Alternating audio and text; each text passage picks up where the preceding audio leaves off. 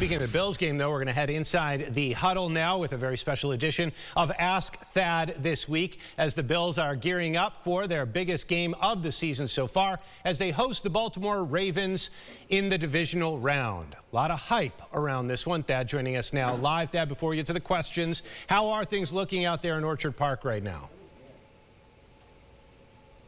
Yeah, the Bills in pretty good shape injury-wise. Ray Davis, the running back who suffered a concussion over the weekend, he's still in concussion protocol. Limited today, though. That's an encouraging sign for sure. Brandon Cobb returned. The kick returner was a full practice, so he's got a very good chance to be available for Sunday. Alec Anderson was the only other limited player on the injury report today. Adam? All right, so we got a question now from Blue Sky user Libby, and she wants to know, the Bills did not have Matt Milano, Taron Johnson, Terrell Bernard for the first game against the Ravens, and they hadn't yet traded for Amari Cooper. So, in your estimation, who's going to make the biggest impact in the game?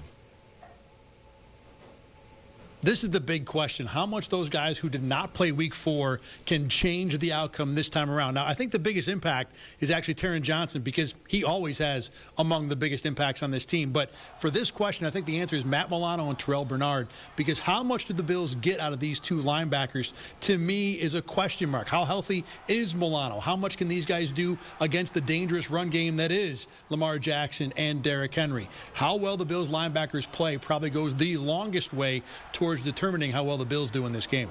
All right, from ex-user Brendan Summers, who is apparently scrolling through social media instead of anchoring News 8 Sunrise, which QB more needs this win and the potential Super Bowl appearance that could follow? And before we get to there, I was supposed to make a joke about how he submitted. At the same time, I just like pronouncing his name incorrectly, so I'll leave it at that.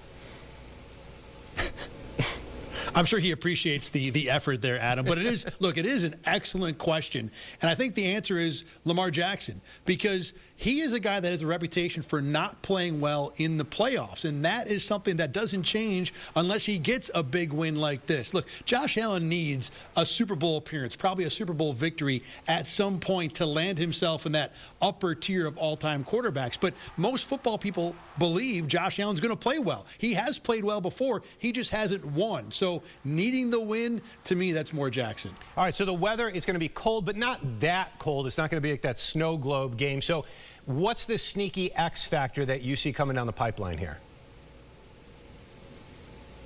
Both kickers coming into this game have missed 10 kicks this year. Now, for the Bills, when Tyler Bass misses a kick in a game, the Bills have gone 7-1, so they've gotten away with it. But on the Ravens side, they are 2-5 when Justin Tucker has missed a kick this year, and all 5 of those losses are one-score games. So Baltimore has been punished heavily by Tucker's inconsistency. Either way, neither guy is someone that you can totally believe in come Sunday. And in a game like this, as close as it should be, you better believe one missed kick could certainly turn the tide. Oh, don't we know it. Thad Brown, thank you as always for answering such important questions. I'm sure our viewer, Brendan, will be most appreciative.